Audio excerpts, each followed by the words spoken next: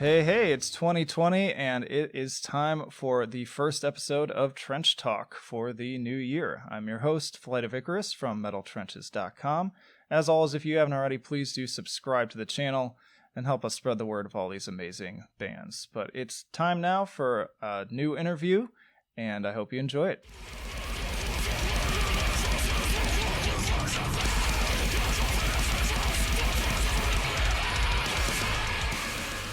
Why don't we go ahead and get started, and we can do that by if you could just sort of give your name and your band and your position in the band. Yeah, I am Lee. My name is Lee Aaron Fisher, and I play drums for Fawn Limbs. Cool. And my first question is just kind of getting to know, how did Fawn Limbs get started? We got started, Eli and I met when I was working with Gene Strider, actually, from Coma Cluster Void. We got hooked up into starting a side project, and it was to be very strange. It was very strange. It ended up deteriorating over time. It was just a lot of work for everyone and too many things going on. And Eli I had met because she had found him to do vocals. He was going to do vocals for this said project.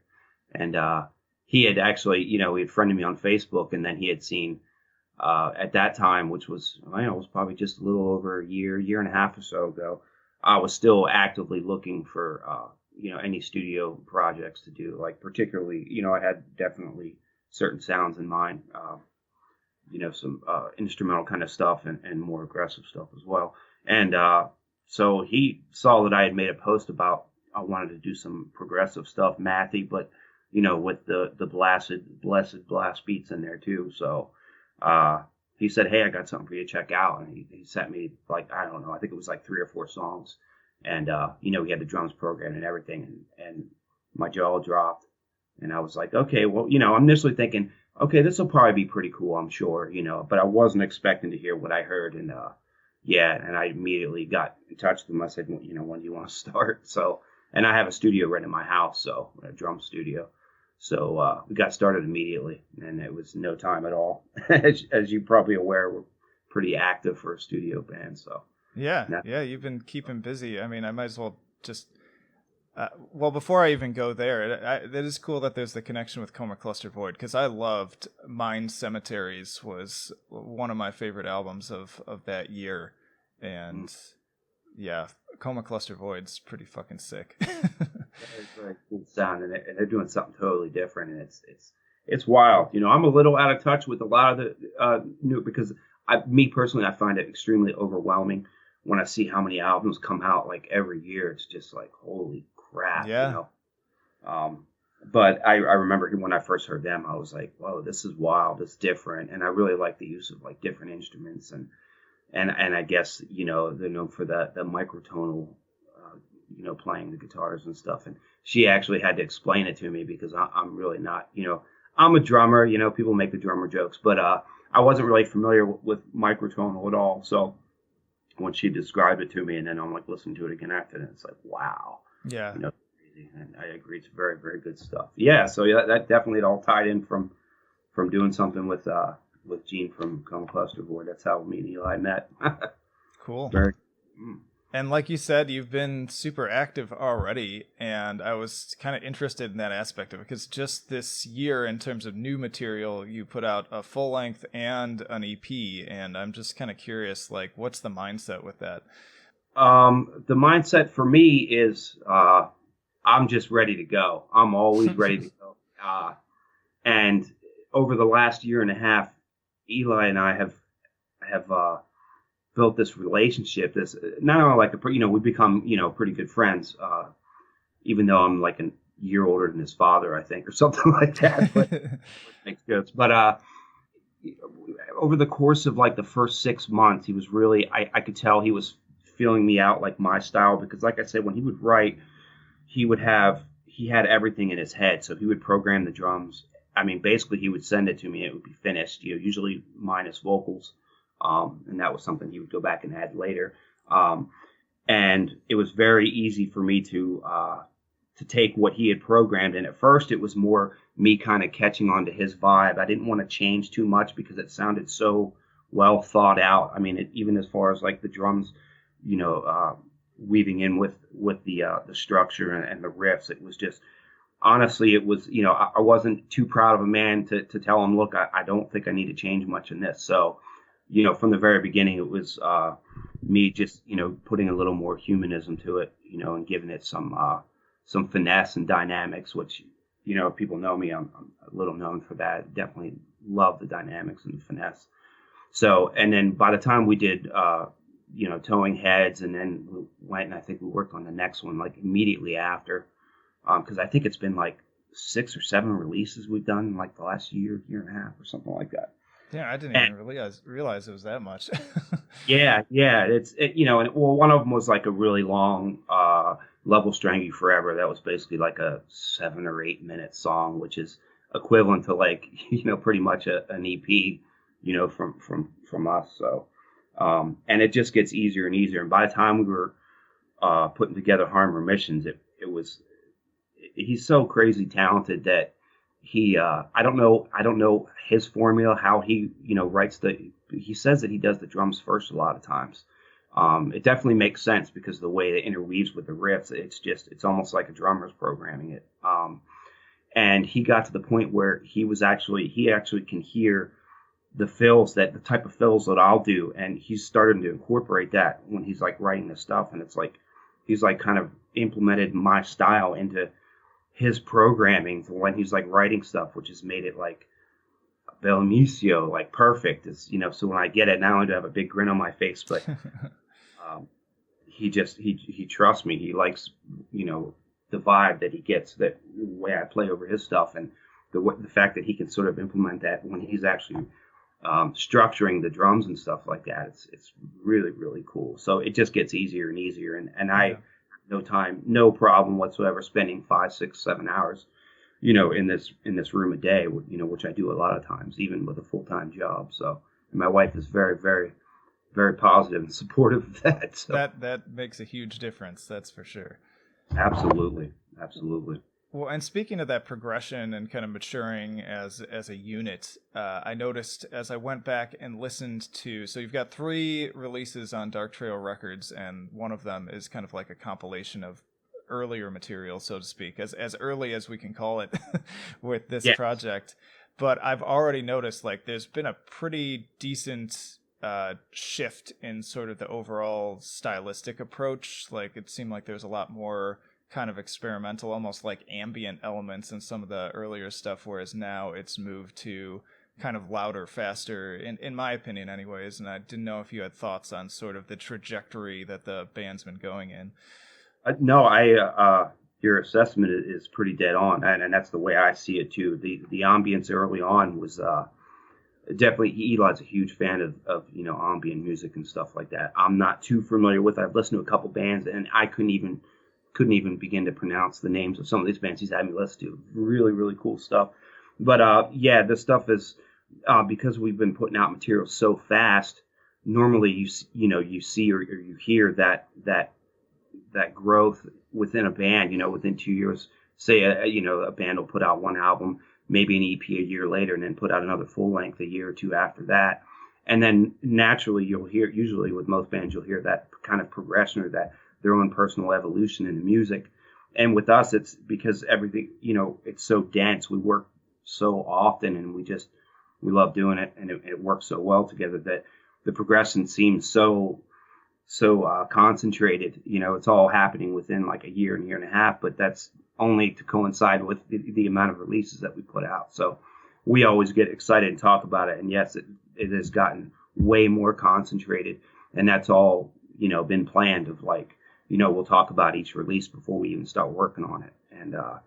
And yeah, like when we got up to like Remissions, it was like, balls out. Let's just like, and I always tell him like, push my limits, and, it's easy for him to push them, and it's not quite as easy for me to always, to be able to hold up to what he's programmed. But I love the challenge, and it's like, and each one just gets crazier and crazier. Aside from the thrum, which, I didn't know you said anything about that, but the thrum is definitely, it's sort of like a side project. It is Fawn Limbs, but there's sort of a narration story going on with the thrum stuff. But yeah, that I picked up on that for sure. It was something a little different.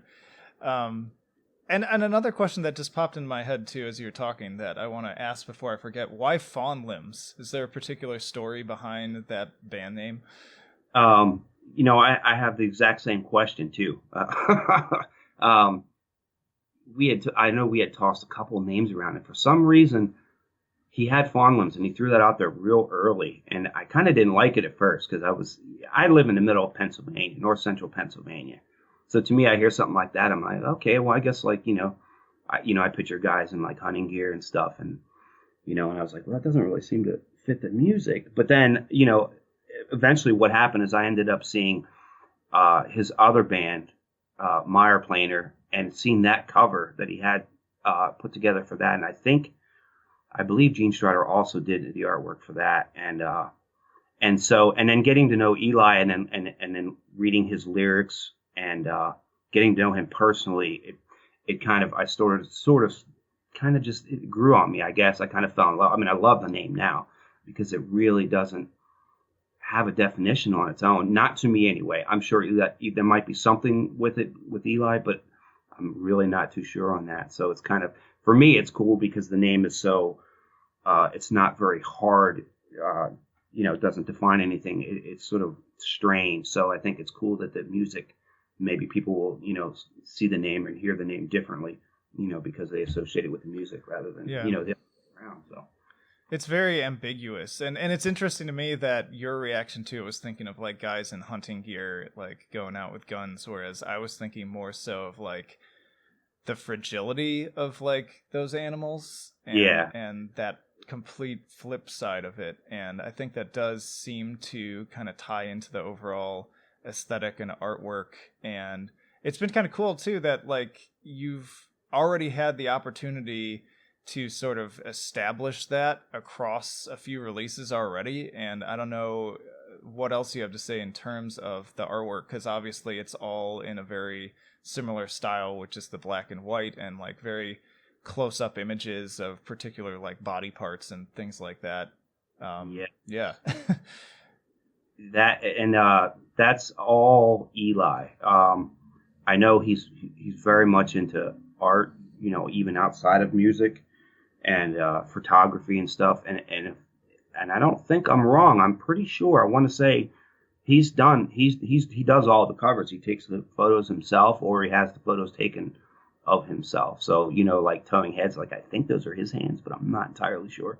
But yeah, we discussed that like through each release also, because in the very, very beginning we really weren't sure where to go. But there's one thing that we both agreed on from the get-go, which is really cool because he's very young, and so it surprised me that he would be in for something that really, like, if you look at a Fawn Limbs cover without the name and you have no idea what it is, you certainly wouldn't expect it to sound the way that it does sound. It seems, like you had mentioned the word, it's a little more timid and delicate almost, light, and so yeah, and we went with that early on, and then Eli is very much like he's very holds the whole thing together real well, as far as like we have an art style or a style, like with the logo. He had this woman draw up the logo, and she she's like a professional calligraphist or whatever you would call it, and she'd been doing it for like 40-50 years, like this really cool old woman, 70s or 80s, and she did all those things for him. We ended up picking that one. So like once we got that, he's like, this is it. And he's been very very consistent. That's one thing I can say about it. He's extremely consistent with the art, very devoted to, because again, he does all the lyrics and everything as well. Occasionally we'll talk about topics, hey, what would be a good topic and stuff like that. But all the art, it's very, very, very much Eli, and I love it. Me personally, I've always loved, even when I was in band Commit Suicide, we didn't really have a death metal logo, and so that's something I always always appealed to me, even with more aggressive stuff, the stuff that necessarily doesn't even really look the part, and that's one of the things I really like about the artwork for all.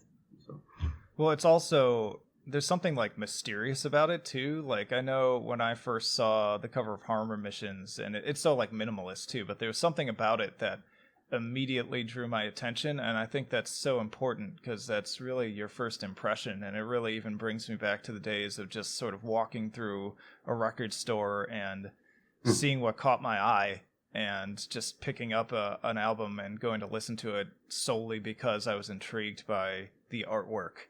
And there's definitely, especially being a reviewer and somebody who gets so much stuff in my inbox every day, it really does help to have something that's eye-catching in one way or another, because otherwise it's easy to get lost in the shuffle. Absolutely. I couldn't agree more. I mean, that's how I found some of the, the albums back at, because I grew up in the first boom of death metal and, in the Tampa scene. And back then it was, it was before, it was before the internet and everything. So you go to the record store, and I remember seeing like, let's see, it was Beneath the Remains, Splinters Beneath the Remains. And that cover, I was just like, whoa, that is sick. Yeah. Thankfully, that was one of those albums that I bought based on look, and it actually turned out to be pretty damn cool. Yeah. Can't say that for every album I bought. Yeah. That was one of those ones, some you kind of knew, like, if it was like, the early Pestilence, like Consuming Impulse, you kind of knew what you were signing up for when you seen that, the ants all over the dude's face, but I could see that as like as a reviewer, you definitely, that's what you see first, and you get so much of it. There's got to be, even if it's subconscious, like how do you, well, I'm going to click on this one first, and which is really cool.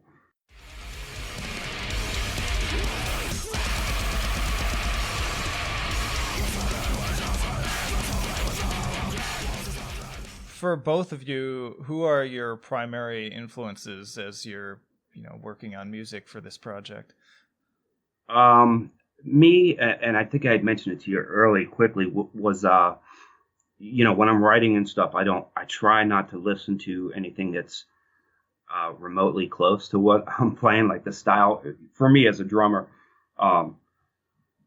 But my influence have usually, for the most part, have been the same for many, many years. Like, I grew up the early progressive death metal and the early metal, like Fate's Warning, and then I got into like Cynic and Atheist and Watchtower and Confessor, and those are like basically like, aside from like Dave Weckl, some fusion artists and stuff like that. That's what I grew up on, and that's like Confessor, like Steve Shelton from Confessor, and Watchtower, and Sean Reinhart. Those guys are like my heroes back then, and they still are now to this day. So, Eli, he's I don't even feel comfortable speaking for him on that, in that respect. He's got for being such a young guy, he's got a pretty diverse palette, which is really, really cool. And I don't know if has anything to do with the fact that, he's in Finland. I have no idea. I don't know if it's in the water over there, but he's almost like an old soul, trapped in this young guy's body. And he's got a very distinguished palette, and boy, he listens to a lot of variety of stuff.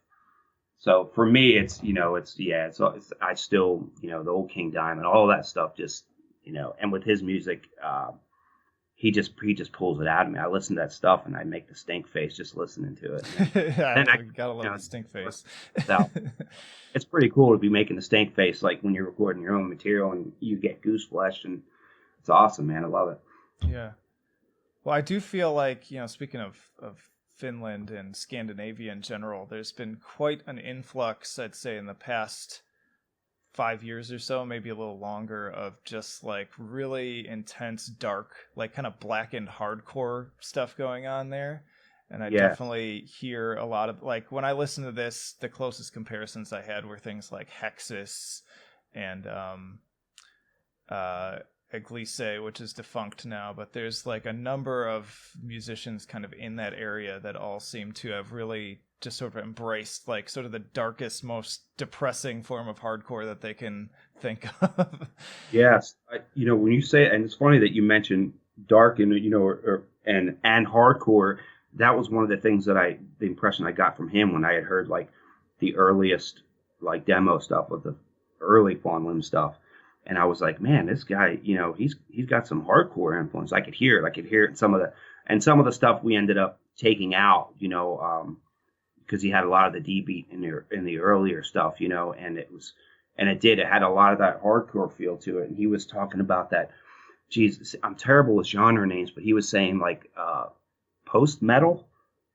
Is Mm-hmm. that would that be right? Okay, and he was saying like post metal and hardcore, and I could hear it. And I guess you could still hear it now, but obviously, if you listen to the stuff, the D beats are just less and less because as we get more and more chaos, Yeah. How do you define the music, if you even can? um, to me, I would say, gosh, somebody had actually said something about it being like they were like math metal, but they were saying it was like algebra or something like that, like algebra crack metal or something. I don't Well, know. And because I do have a lot of friends that say, well, they're familiar with like commit suicide and even the short stint in Psyopus, and so they just a lot of people are like, well, is that death metal? No, it's not death metal. mm-mm. Yeah. Me, it's I'm a huge fan of like the early Dillinger Escape Plan stuff. Like Calculating Infinity is Yeah, a masterpiece, and in my eyes, and for so it's sure. I hear that metalcore, I guess that I don't know that mathy stuff, but I never really understood what math was until more Yeah. recently because I think when I first heard the term mathcore was very early on, and when it was still like geez, what was it like early botch and stuff like that, Yeah. and coalesce, and I wasn't really too familiar with it, so Yeah. Well, it's yeah, been to me, it's chaotic. it's interesting talking to you in that way, and why I kind of asked that question as well, because your Dark Trail is obviously a very mathcore label, given that it's sort of spawned out of the whole mathcore index Yes. project and community and everything. And it wasn't until now that that term even came up. Like, if it seems like your background is largely much more in death metal and things of that nature. Hmm. So that actually is a more of a newer term, so to speak. Hmm. What were your biggest influences growing up? Um, Growing up was, I was into, before I got into metal when I was really young, I was into rock. I guess a lot of people would call it cock rock. Um, I was into that stuff basically until I heard King Diamond and Fate's Warning, and that's, I sat in that area for a couple of years, and that was around the time because I think I started playing drum when I was 15, 14 or 15, I think. And so around that time, I was big in Metallica, Queensryche, Metal Church, Slayer, and then from there, just like actually, I had mentioned about that Beneath the Remains. Right. Once I got that was my that was Was the beginning of the end. was that like a big transitional album for you in terms of going in a more extreme direction? Yes, that album and Entombed's Left Hand Path, and then a friend let me hear Carcass, and I think it was like right when Symphonies of Sickness came out, and I remember just having headphones, and I was like, "This is freaking amazing," and it was just so different. For me, it was so different at that time. No one was doing, anything like that. At least not to my knowledge. We didn't have internet back then, so I don't. Maybe people were, but as far as I was concerned, I was like, "Oh my God, nobody was doing that kind of stuff." So. Were you already drumming at that time, or did that come later? Uh, yes, when I started getting into the heavier stuff, I already had, I was playing for about a year or two, and I had no intentions of even thinking I would be able to play any of that stuff, because I was still like, I can't play that part in one, that video for one, and I'd watch them do that double bass part, and, I laugh about it now, obviously, but, Yeah, especially since Lars is an infamously like not that good drummer. I know, and it's weird to see it because I have mixed feelings about that. I mean, yeah, I think it's funny when people say it should have been Lars, stuff like that about Oh. but I can't deny like his influence on me when I was younger was Oh, of pretty. course. Yeah. He might have been he was probably one of the reasons I actually decided to get a drum set. Him and Mickey D from King Diamond. So Do but you, yeah, the whole Lars thing that's a slow. do you remember like what the first like death metal song you tried to learn how to play was?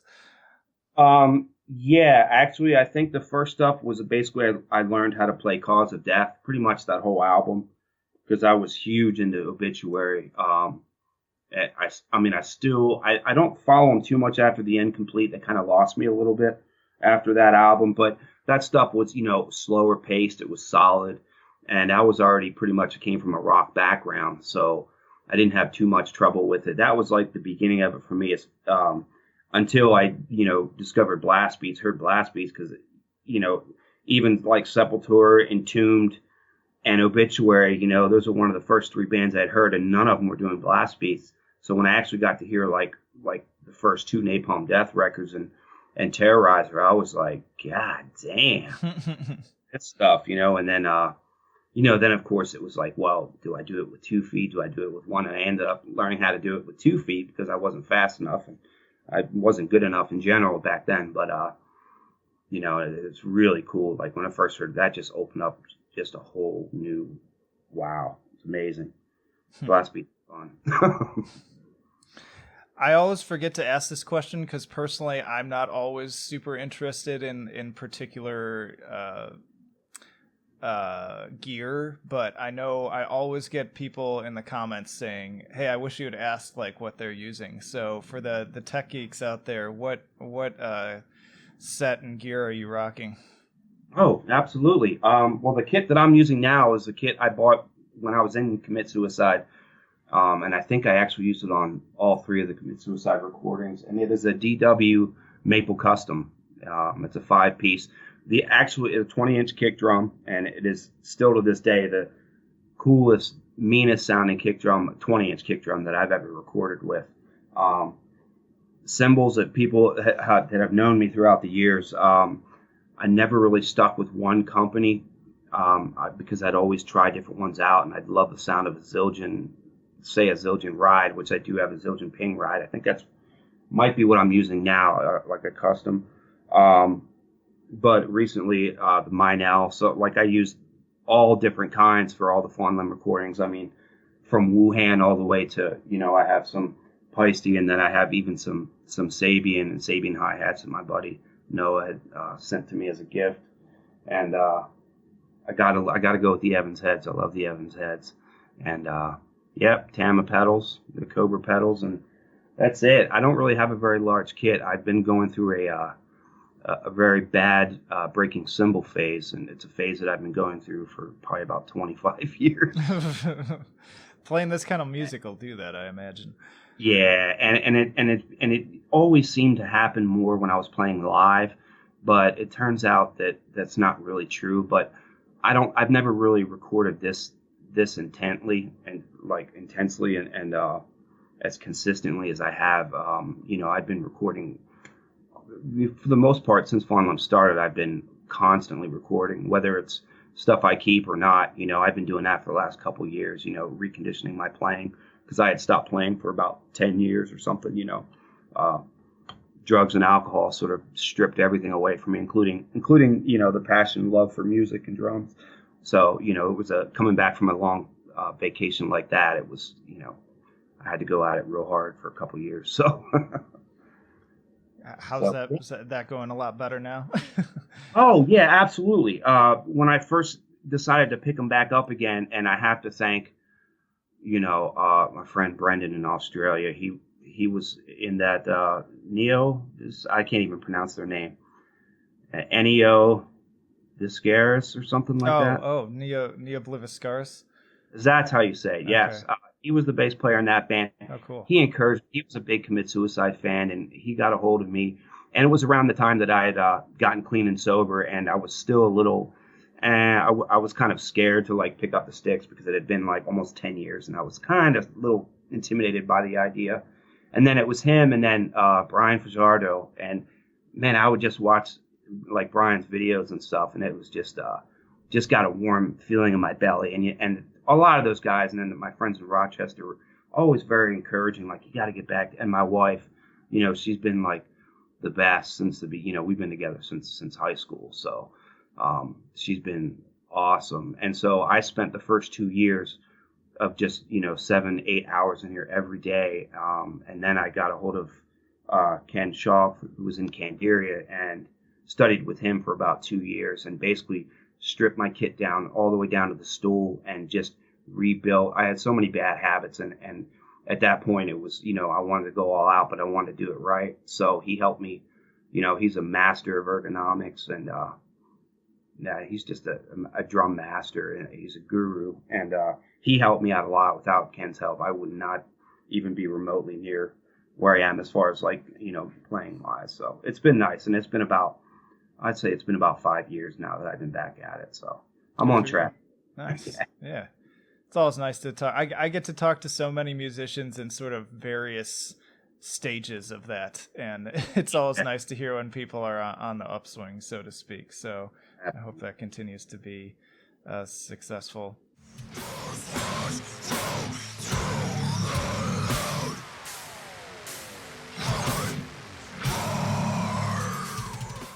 Are there particular parts of the album that you're the most proud of or that really stand out to you? Either on, I say the album, but there's been a bunch of material, but I think particularly either on Remissions or, the super long title that I'm forgetting, even though it's such an amazing title too. And I want to touch on that. But anyways, favorite parts of those albums. Man, see, with Remissions, it's, I have so many favorites, but it's scattered throughout the whole album. That's one of the things that, like, working with Eli, it's like everything is, all the goodness is peppered everywhere. So it's like I have these favorite parts in these songs. And for me personally, like the fun stuff, it's scattered like in every song. There's not one song where I'm not, there might be a couple of the ones that are a little slow on the slower end, but they almost always have some kind of surprise in there. I would probably say, man, that is a tough one. You're gonna have to let me think about that for a second. That is a tough one. And same with like the new EP that we just put out, which is such a crazy name. Their Holes Aroused. I had to pull it up in front of me again. So for listeners, it's Their Holes Aroused by the Splinters carved from their teeth. And man, if there is an award for like the best, most metal album title of the year, it most certainly goes to that. I don't know if you have any explanation for that or if that's more Eli's doing or what. It's definitely Eli's doing. When he had read the name to me, it was, initially it was, I think it was only one or two words, and it might have been one or two of the words that are in that name now. And then he said, well, jokingly, he's like, I should just call it. And, and he sent me a message, and it was that whole thing. And I was like, that's perfect. That's it right there. And I was like, I always was a huge fan of like ridiculously long names, if it, if it at least had some kind of substance to it. And yeah, and we kind of laughed about it, but that ended up sticking. I was like, you got to go with that name. It's just ridiculous. Well, and there's so many aspects of it that, like, if you just read it all out and you're not really thinking about it, it's just kind of like, wow, that's really long. But then when you start to, like, inspect what it's actually saying, it's like 10 levels of disturbing start to come out of it. And it's just whoa, like, that's really fucked up. Oh, I love it. Yeah, I'd be interested to kind of pick Eli's brain too about just sort of what corner of his brain that comes out of, and honestly for the style too, because it struck me immediately as I was thinking about like Death Spell Omega album titles and things that are more in sort of like the black metal realm as opposed to what you guys are doing, and it fits though. Like when you listen to the music, it undoubtedly fits that same level of kind of just this depraved, just I always describe it as sort of music that's sort of coming from sort of your unrestrained id, and it's disturbing, that's for sure. It is very, very disturbing. But to answer your question before, the more I thought about it, I remember when I was recording, Threats, Entrench, and Renew was one of my favorite ones. I remember, and Odium Pitch was definitely probably another one of my favorites off the Remissions. So there's so many. I mean, there's just so much going on in such a short amount of time that, as a drummer for Fawn Limbs, it's there's never a dull moment, which is pretty cool. It'd be interesting to see this stuff, transform into a live situation. So yeah, definitely. You never know. It's difficult. We got, Eli's in Finland and I'm in Pennsylvania. And then we have, Sam Smith from Artificial Brain in New York. So be an interesting adventure to get all of us together in the same room and then tour. So going back to influences, two things kind of mashed together sort of popped out at me as I was writing the review for Remissions, and I was curious, like, because I know you said you you don't spend a whole lot of time listening to a lot of other music in your downtime. But it was sort of a mashup of Ulcerate and Frontierer to me, and I don't know if you're familiar with either of those artists.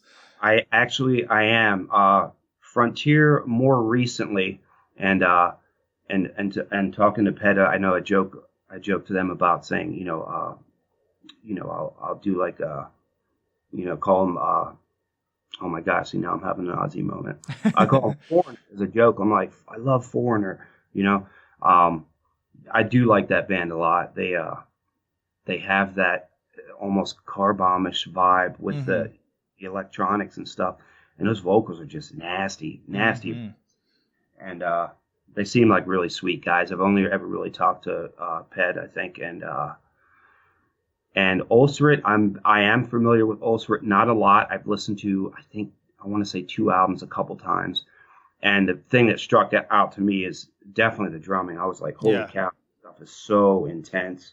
And they're actually 2 of the bands that I was going to mention, about, bands that I have, although I'm a little overwhelmed by how much music comes out regularly each year. Those are 2 names that definitely I probably would have mentioned without a doubt. Yeah. Both very cool, but that Ulcerate is just, those guys are disgusting. Yeah, they really are. I included Vermis on my...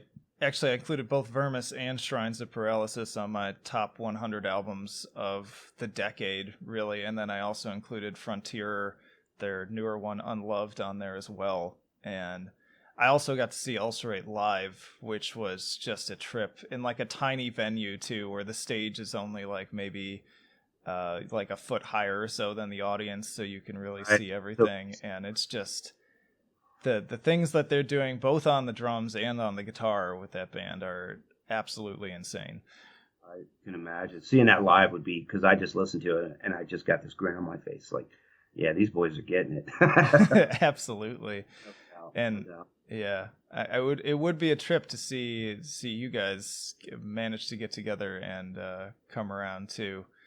So yeah, hopefully you can make that happen, but there's definitely a lot of logistics there. Absolutely. And financially would probably be the biggest one financially, but who knows, stranger things have happened, and it's certainly not out of the question. So yeah, I think when the time is right, perhaps we do things so fast, maybe we'll have like a 10-year reunion tour in, next year, because by that time we'll have enough albums, like Kiss or something. We'll have, putting out 6 albums a year. Yeah.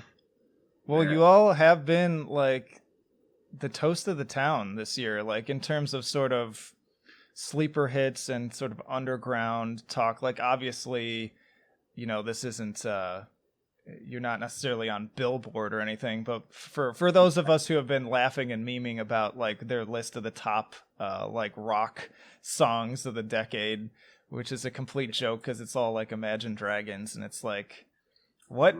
But anyways, as in terms, whenever I had been this past year asking a lot of sort of other underground musicians, like what's your favorite album you've been listening to this year, and I had a number of people, including Adrian from Warforged, say Fawn Limbs came up, and I've just been seeing a lot of just people in my audience talking about it too, asking me if I was going to review it.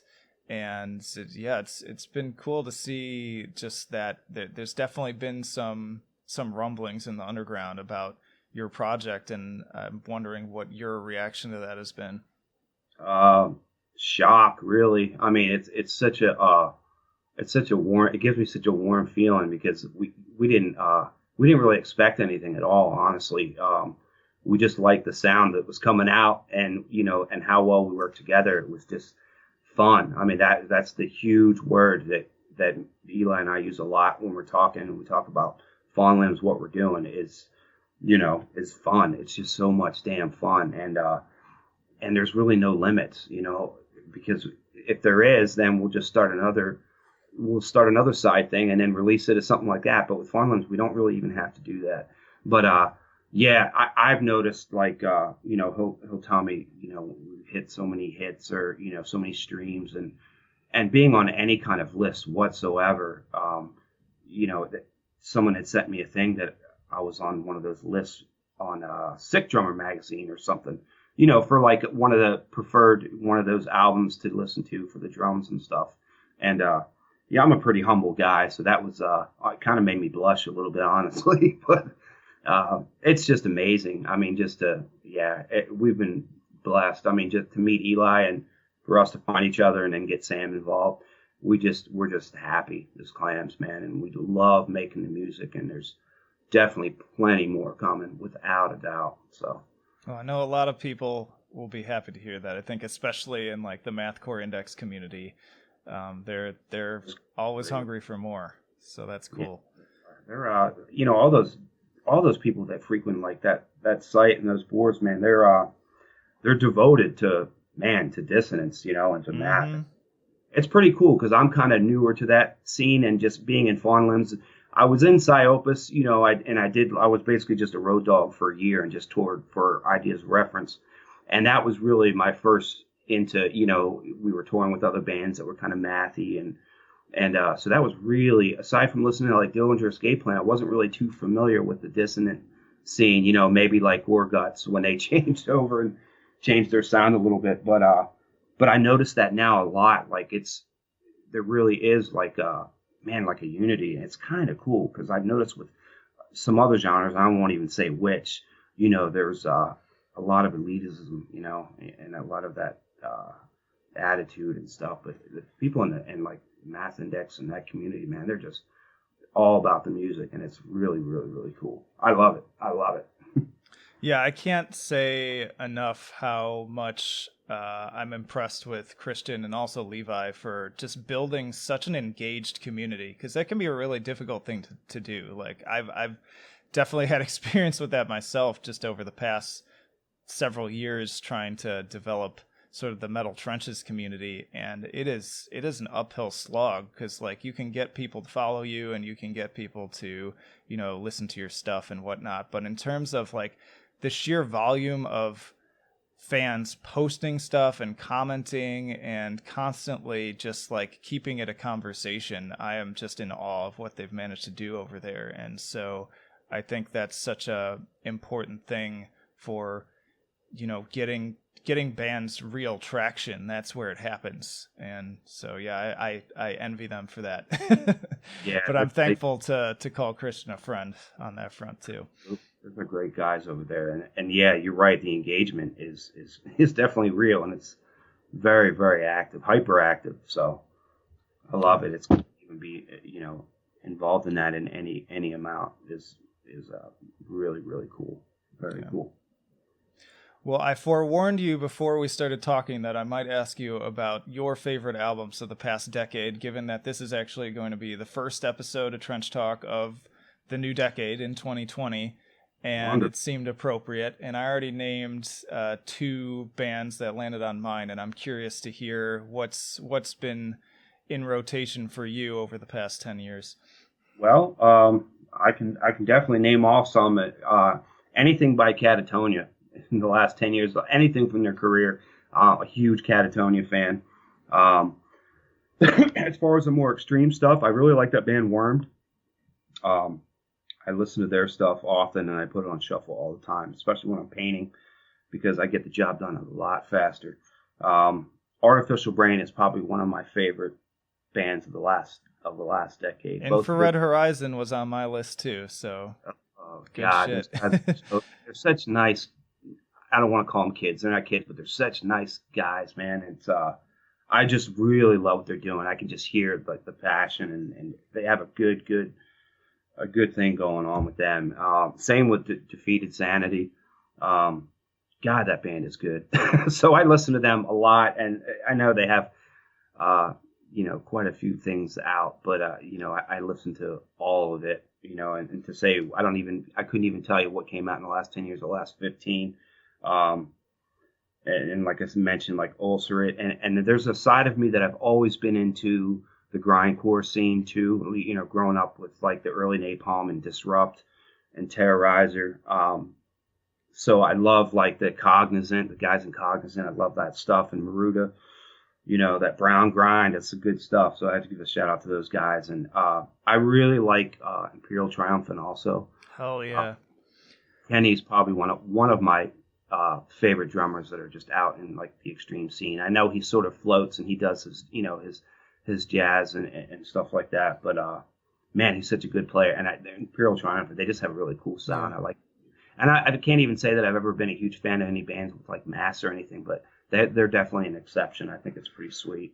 Well, And I had the great privilege of sitting down with them at a show and recording an episode like live on location, and they are just the nicest guys. We had a great conversation. We were talking about their graphic novel that just came out a couple months ago, and Right. I got to see them perform, which is like a religious experience given all the costuming and everything. And then I put Vile Luxury at my number 25 too, so they were just starting off kind of my highlights, and I couldn't agree more with you that they are so deserving of just some major attention for the entire decade, really. Absolutely. And I have to give a huge shout to Loincloth. They don't put out much material, but again, that's Steve Shelton on drums. And they just put out, it's not near enough music, but they just put out a thing a couple years ago. I think if it's not an EP, it probably should be, but it's pretty short, but great, amazing stuff. The Loincloth and also Bearing Teeth, too. I really like the Bearing Teeth that they just put out. Those guys are very, very cool, and they kind of have that dissonant thing going. But man, it's so nasty. And there was one more too, and this guy's in Philly. I'm trying to think of the name, and they just put out an album. Is it called 4 or 5 or something? Oh my God, what is the name of that band? They're a grindcore band from Philadelphia. Jeez, and they're like 2 hours away from me, and I can't think of their name. Wow. Well, it'll come to me, but I cannot think of it right now. That's terrible. Don't you hate that? Die choking. That's To it. be fair, that I do that all the time. Oh, so you came up with it faster than I would have too. I've had so many moments on here where I embarrass myself because I just cannot recall things while I'm recording, and then as soon as I turn off the recording, I'm like, oh yeah, that's what it was. Right. Yeah. Exactly. Ozzy. See, he's everywhere. He's everywhere.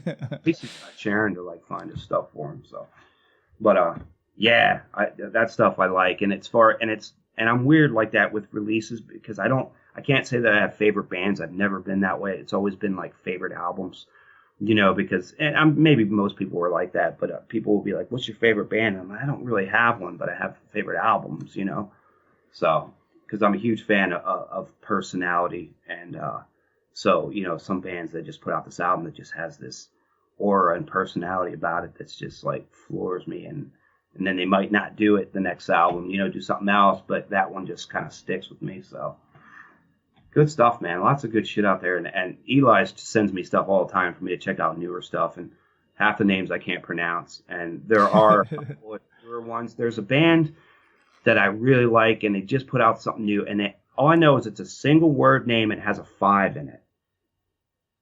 Oh, that sounds so familiar. Number 5 in the name, and I can't think of the name of the band, but I always check the name. Is it?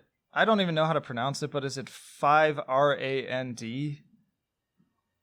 Maybe. So I remember seeing a promo for that pop up not too long ago. Not even sure. It just stands out to me because it's got a 5. I don't know if it's in place of an S or what, but it's cool. That's cool stuff, because some of that stuff reminded me of Catatonia, but. Good stuff, man. So yeah, I'm trying to like broaden a little bit, but like I said, when I record and stuff, I don't want a lot of newer influences to wipe too much on my playing. So yeah, and a lot of times that can happen even without you even knowing it. Yeah. So I've always been kind of careful of that, and usually I'll end up throwing on something where I'm safe, like if I want to something super heavy, I'll throw on some old Cephalic Carnage, or something like that, because you can't go wrong with the little Merriman influence, with some of them fills. So. But yeah, good stuff, man.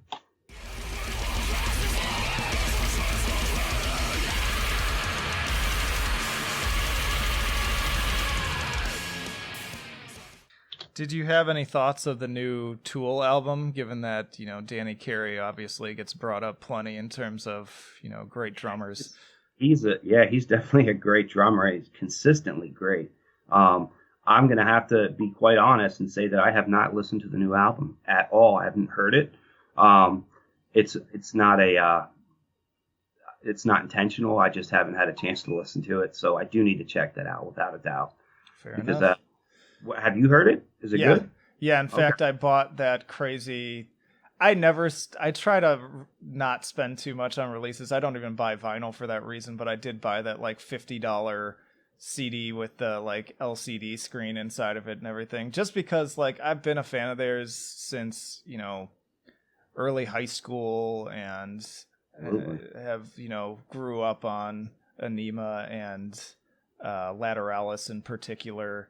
So I was intrigued enough by it. I enjoy it. It wasn't like one of my top releases of the year. I don't Mm, love it as much as those earlier albums, but it was a lot better than I thought it was going to be. It's just different. Like a lot, it's pretty much all long form songs, all much more kind of mantra like, is the way I would put it. Lots yeah. more repetition. It struck me as kind of like a meditation on all of their past releases, Interesting. but like weaving it into a much more kind of meditative, introspective, kind of almost like yoga music kind of sound. I don't know how else to put it. It's much less like riff driven Hmm. and more atmospheric, I guess Okay. is the best That way makes I can sense. put it. And so if you go into it with the right expectations, I think it's quite enjoyable. But I know there were quite a few people who actually absolutely like hated it. But yeah, See, no, it's yeah. that's ever since Anima. Ever since that album, I went into every release after that with those expectations, Yeah, and which is hard. Those are which is high very expectations. that's one of the probably one of the best rock albums ever made Yeah. in my opinion. So, but yeah, you're right. If I go into it with with Yeah, don't go in with those expectations, because then you'll yeah, probably be pretty disappointed. I will say I think I like it overall better than 10,000 Days, which I was not a huge fan of, but yeah, okay. it Then still can't hold. I might like it then because I wasn't a huge fan of that record. So I think I think I'll definitely check it out then. Yeah, That's actually a positive to hear that. So yeah. wonderful. Let me see if there are any other questions I wanted to ask you here that I might have missed. Oh Mm. yeah. Are there any like I always like to ask bands about like non-music influences on their sound. Like sometimes like horror movies or like video games or like something will seep its way in, and I'm just curious if there's any of that for you. Uh, for me, it's anything that would seep into my playing or would definitely be. I'm a huge video game nerd. I have been since the '80s. So and horror movies. My wife and I easily put away 3, 4, 5 horror movies a week, and it's like almost a religious experience for us. We do it on such a regular basis. And I wonder that's probably why our relationship has lasted this long. Is she doesn't mind seeing me sit there and play video games for hours, and then she'll chill with me and watch some good horror. So for me, it definitely horror. I would say horror films and thriller stuff. I've been on a huge found footage kick lately, so Hmm. and that's a real mixed pot because there's a lot of stinkers out Yeah. there. I finally got around to watching Lake Mungo, which had been repeatedly recommended to me, sort of Oh, in that genre as something a little different. it is different. Me personally, I loved it. I thought that movie was pretty damn cool in the end. Yeah, it Ed was and I good.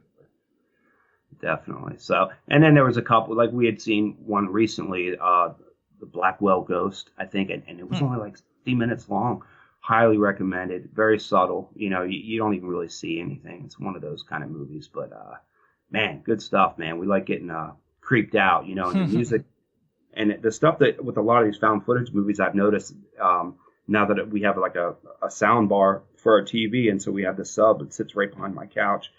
And right before something's about to happen, I think it happens a lot in the paranormal activity movies, is you start to hear this bass, like kind of Oh rumble. yeah, yeah. Yeah, That's that light rumbling.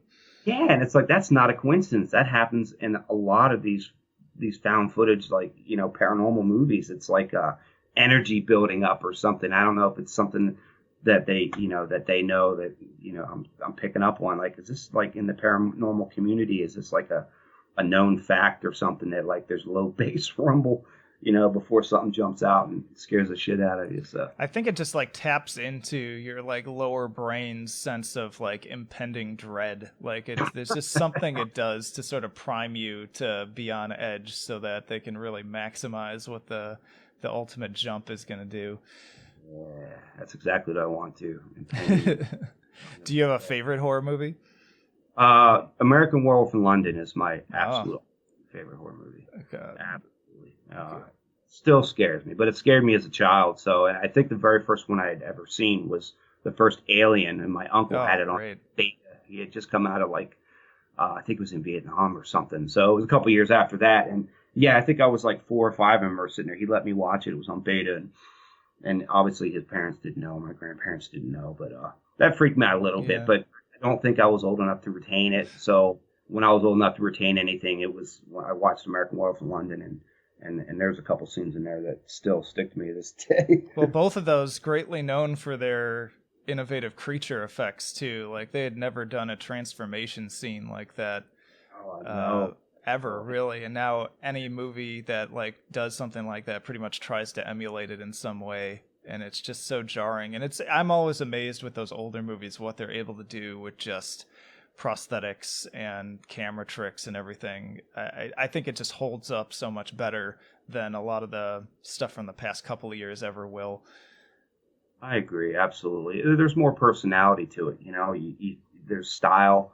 I mean, I get that there could be style in CGI, but when you see, like, Sam Raimi movie, and the way they would do the Deadites and stuff, Mm-hmm.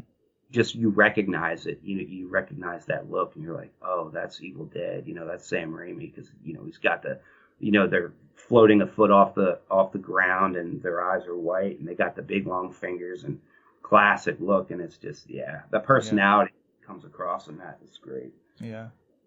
What about video games? Favorites there? Oh, I'm a Dark Souls nut.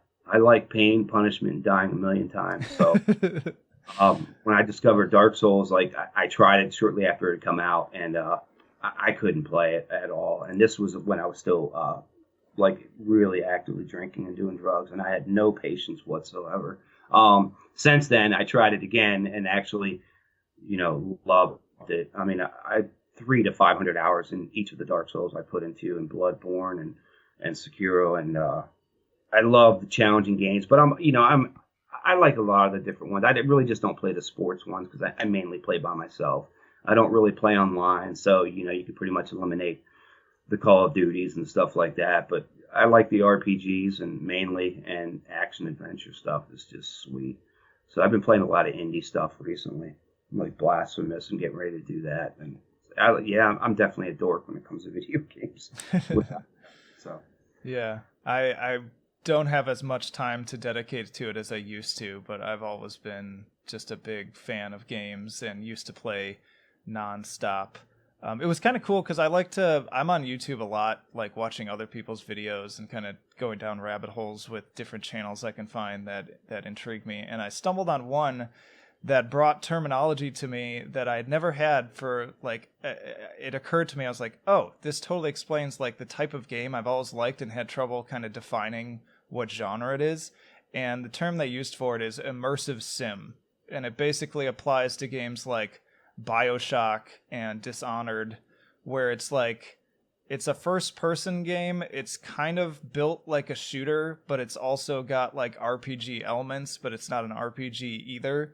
And like that perfectly just sums up like my favorite type of game because I'm a huge BioShock fan. oh my And god, I Shock was amazing. yeah, and even stuff to an extent like Borderlands. Like I love games where you've got a mix of like shooting but also abilities that you can like level up and you can play different ways, but it's also still kind of linear, so I don't feel as overwhelmed with like a big massive RPG. Sandbox. And yeah. RPG, with multiple continents. I remember when I first played. It was the game. Excuse me, the game that there was Skyrim, but the one that came out before Skyrim. Oblivion. And yes, but when I got Skyrim, it's like it came with this huge map, and I was like, oh, that's kind of cool. A week later, I had it. My wife was laughing at me because I had it like posted on the wall in our living room, like next to the couch, so I could like look at it. And I'm like, that's how cool is that, But games like that are so overwhelming. It can be so overwhelming. Especially as an adult when you just don't have as much time to dedicate to it. Because, like, I know people are really getting into, like, the Outer Worlds right now, and I'd love to play that game because I do like some of the Fallout games, but I'm just like, I don't have time to dedicate to that. Yeah. It's unfortunately quite a short game, but it's a really, really good piece. Absolutely. Oh. Huh. Maybe I will check it out then. Because I almost like need that. That's the other thing I like about games like BioShock is like there's a million different ways to play it, so it's fun to keep coming back to. But in terms of like a playthrough, you're only dedicating maybe like 5 or 6 hours really. To getting through it. Absolutely. That's I think that's what drew me to like the Dark Souls games. It's even if the game's not really long, it's going to take you 100 hours to beat the damn thing because you die so much. But I love that. It's something that I learned about myself. Like you, I love the BioShock kind of games. I just love that full immersion. Like I turn every night. My wife goes to bed. I turn the candles on, light a couple candles, turn the lights out, and I put my studio, actually the headphones I use for recording and stuff. The sound reduction, and noise canceling, and they have great bass in them. So, and that's how I play, even if it's just on my Switch. I like crank that, and I'm playing like Outlast. Like crapping my pants. It's great. I love it. Well, we're at about a good time here to stop. I want to close on I mentioned Adrian from Warforged shouted you guys out on a previous episode he was on, and he just happened to message me while we were talking, and I asked if he had any questions for you, and he said, ask them if they can stop bogarting all the sickness in the world. So, well, if you could just send them a couple hearts from us, that would be sweet. Okay, I definitely will. That's pretty damn funny, and we'll try not to bogart. We'll tone it back a little bit. Well, it's opposite of our plans, but we want to help. Of course. Any final things you want listeners to know moving forwards in terms of like where to find you all, the best place to get the music, etc.? Yeah, definitely. Our Bandcamp, obviously, and I think Roman numerals, that label's finally getting all their stuff up and ready, which Eli is helping Paul with that, and that's really great because you can get some stuff. We have some stuff sent to press now. I believe the check through a Black Mall, which is that compilation of like Langor Thrum and Love Will Strangle You Forever, and I believe that's coming out as a 12-inch comp, and I think that's coming out January 20th, which is very cool, and I think that's also through Roman numeral. And then there's also a bundle that just got done with a shirt, and I can't even really describe the shirt, but it's not really an album shirt or an EP shirt. It's sort of a band shirt in general, and it has sort of a description of what basically how we define ourselves. And then it comes with this cool tote bag. I know some Death Rattle press in the UK put that together for us and screened it. So I think that, like, if you get on any of our sites, like on Facebook or whatever, and then the Harm Remissions, finally, I believe that is actually coming out also. The Harm Remissions on 12-inch, and also Their Holes Aroused by the teeth and splinters and all that stuff. Yeah, exactly. So Their Holes, yes, and then the Harm Remissions 12-inch and 7-inch actually just got sent to press. So those are going to be out in the springtime at some point through Roman numeral also, because Paul is fantastic. Roman numeral's got some great things coming up, and I just want to say, from Eli and Sam too, that we're just so happy with the response that we've gotten. I mean, we're just 3 guys from different parts of the world, and we're just having fun doing it. And the fact that anyone at all enjoys it or gets any amount of inspiration or excitement or stink face, anything, it's like for me personally, it's just beyond cool. It's almost hard to say thank you enough. That the sport is just really really cool, and thank you so much for everyone, and thank you for talking to my old ass. Yeah, well, that's what it's all about. Thank you for your time. Yeah, I appreciate it. Man, absolutely.